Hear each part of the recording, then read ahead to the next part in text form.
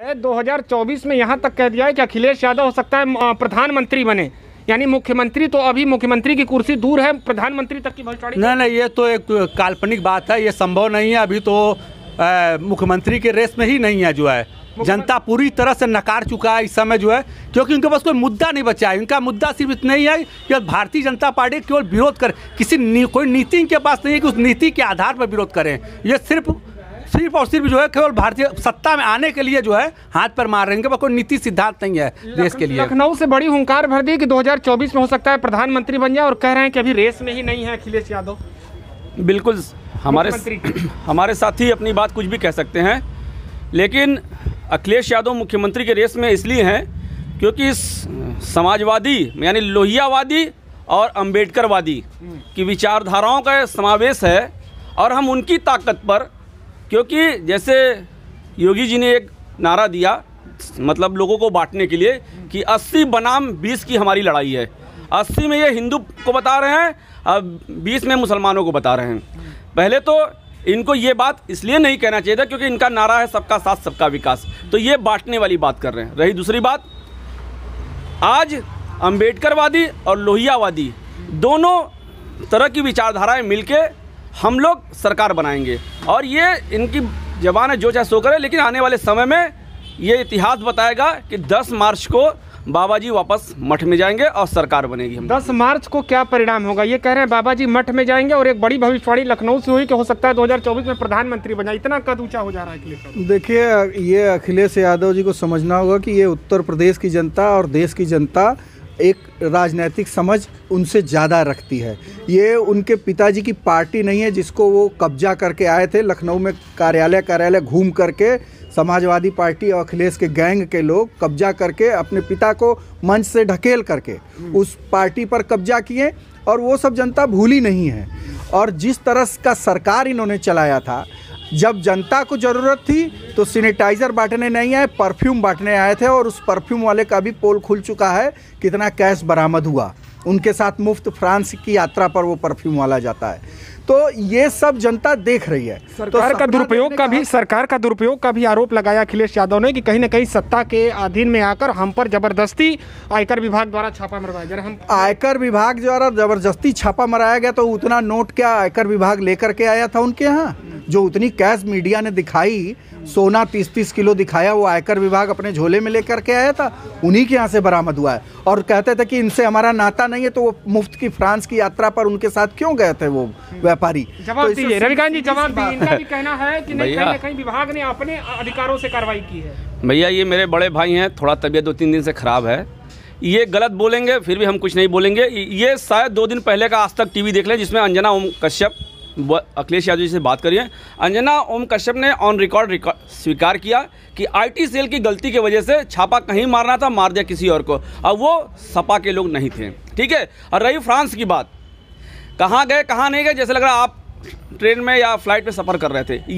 ये मिथ्या मतलब र्यूमर उड़ाते हैं, ये अंडा को उड़ा देते हैं। र्यूमर नहीं, उस ठीक है, फोटो साथ स्मृति चिन्ह देते हुए, बिल्कुल स्मृति ईरानी के साथ ओवैसी घूमते हैं। कौन किसको क्या दे रहा है ये समय बताएगा। लोगों को गुमराह करने का ना प्रयास कर, ये इस समय सिर्फ इनके पास एक ही थीम है। ओवैसी फैक्टर काम करेगा कि नहीं उत्तर प्रदेश में? ओवैसी फैक्टर उत्तर प्रदेश में कोई काम नहीं करेगा। पूरी तरह से जनता ने भारतीय जनता पार्टी के पक्ष में मन बनाया है, और वो मन इसलिए बनाया है कि भारतीय जनता पार्टी लोगों के सुख दुख में उनके साथ खड़े होने का काम किया है। जब पूरी दुनिया में आपदा काल था, तब भारतीय जनता पार्टी और उनके कार्यकर्ता एक आह्वान माननीय शास्त्री जी ने किया था, देश ने एक वक्त का अन्न छोड़ दिया था। माननीय मोदी जी ने आह्वान किया, व्यक्ति अपने पड़ोसी की चिंता करने लगा, कोई ब्रेड पहुंचा रहा था, कोई दूध पहुंचा रहा था, कोई राशन पहुंचा रहा था। और हमारे भारतीय जनता पार्टी के लोग गांव गरीब किसान मजदूर को उनकी चिंता करके उनको गंतव्य तक पहुंचाने का काम कर रहे थे। तो वो जनता भूली नहीं है कि सैनिटाइजर वाले का साथ देना है कि परफ्यूम वाले का साथ देना है। वो 10 मार्च को परिणाम के रूप में ज़मीन पर आएगा, और 350+ सीटों से भारतीय जनता पार्टी पूर्ण बहुमत की पुनः सरकार बनाएगी। आप सरकार द्वारा प्रधानमंत्री की सुरक्षा में चूक हुई, ये आप मानते हैं कि एक बड़ी लापरवाही थी? भाई साहब ये लापरवाही हुई कि नहीं हुई ये तो अभी तक निर्णय इसका नहीं है। अभी इसकी कमेटी गठित हुई है, उसका गृह मंत्रालय से रिपोर्ट जाएगी, उसमें ये निर्णय होगा। ये निर्णय हम नहीं देंगे। लेकिन ये जो दिखाया गया, ये सोचा समझा एक साजिश की तरह दिखाया गया। अब आप ही बताइए, कोई प्रधानमंत्री जाता है कहीं तो उसकी 2 दिन पहले सिक्योरिटी जाती है, वो पूरी जांच होती है, और आपको मालूम था कि पहले से किसान वहाँ पे अड़े हुए हैं। आप उस रूट पे गए क्यों? आपको तो हेलीकॉप्टर से जाना था, मंच पे जाना था। मौसम खराब हो गया जिस वजह से उन्हें बाय रूट रोड जाना पड़ा। इसके अलावा पंजाब डीजीपी दिखाया गया न कि हुआ, क्योंकि आपको वहाँ की सूचना मिल गई थी कि वहाँ 1 लाख लोगों की भीड़ जुटाने की सूचना मिली थी और 1500 मात्र भीड़ थी। और उसी भीड़ से बचने के लिए, अपनी इज्जत बचाने के लिए ये उस रूट पे चले गए और माहौल को डाइवर्ट करके दिखा दिया हमारे जान को खतरा। आप ही बताइए, किसी प्रधानमंत्री की जान को ऐसे खतरा होता है क्या जैसे उन्होंने दिखाया? देखिए, ये तो हंसी की हसारत वाली बात हो गई। हंसी हसारत की नहीं, अगर ऐसे रिपोर्ट में बातें आती है लापरवाही की तो निश्चित तौर पर उस पर जो है एक बड़ी कार्रवाई करनी चाहिए। एक सवाल यहाँ पर यह है कि बनारस कितना बदल गया है इन 5 सालों में, खासतौर पर विधायकों के प्रयासों से? बहुत कुछ बदला है, बहुत कुछ बदला है। विश्वनाथ कॉरिडोर, TFC और यहाँ की बाबतपुर की रोड, 4 लेन फुलवरिया की रोड, यहाँ तमाम देख रहे हैं। स्ट्रीट लाइट है, स्मार्ट लाइट है, घाटों का सुंदरीकरण है, तमाम सफाई व्यवस्था है, हर चीज़ में बदलाव हुआ है। हर चीज़ में बदलाव। एक अंतिम सवाल हम सबसे लेंगे यहाँ पर जल्दी से, कितनी सीटें आपको लगता है, सीधे जो बता रहा है यहाँ का ओपिनियन पोल कि भारतीय जनता पार्टी, समाजवादी पार्टी, कांग्रेस और बहुजन समाजवादी पार्टी में टक्कर है, कितनी सीटें किस पार्टी को? भारतीय जनता पार्टी 350 प्लस रहेगा। 350 का आप दावा कर रहे हैं? 350 का ये दावा कर रहे हैं समाजवादी पार्टी? समाजवादी पूर्ण बहुमत की सरकार बनाएगी और सकुशल सरकार चलाएगी। सकुशल। कांग्रेस पार्टी को आपको क्या लगता है उत्तर प्रदेश में कितनी? जिस हिसाब से उन्होंने गरीबों और दबे कुचले लोगों को न्याय दिलाने का काम किया है, इस बार हमारी सरकार पूर्ण बहुमत से आएगी। बहुजन समाजवादी पार्टी की फैक्टर अदा करेगी, क्या लगता है आपको?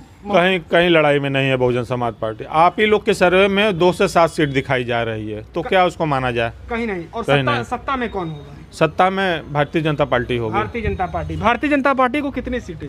भारतीय जनता पार्टी 350 प्लस के साथ उत्तर प्रदेश में पुनः एक सुशासन का राज्य स्थापित करेगी। और जहां तक प्रधानमंत्री की सुरक्षा की बात है, प्रधानमंत्री के सुरक्षा के लिए प्रोटोकॉल होता है। माननीय मोदी जी मनमोहन सिंह के गुजरात में आने पर वहां के सारे अधिकारी, गृह सचिव से लेकर DGP तक लाइन में खड़े होकर के उनका स्वागत करते, भले वो हमारे विरोधी दल के रहें। लेकिन जो प्रधानमंत्री देश का होता है, उस दिन न मुख्यमंत्री, न DGP, न मुख्य सचिव, सारे लोग एक साथ, ये कैसे हो सकता है कि इतनी सारी अनुपस्थिति एक साथ हो जाती है? ये साजिश की तरफ इशारा करती है। एकदम सुप्रीम कोर्ट का कमेटी के जांच निर्णय आने दीजिए, दूध का दूध पानी का पानी। चलिए, बहुत धन्यवाद आप सभी लोगों का इतने बेबाक तरीके से अपनी बात को रखने के लिए। और आप भी नीचे कमेंट सेक्शन में बताइए कि यूपी का माहौल आपको क्या लगता है, किसकी बनेगी सरकार। फिर होगी आपसे एक नए विषय पर उत्तर प्रदेश चुनावी चर्चा पर बात। नमस्कार।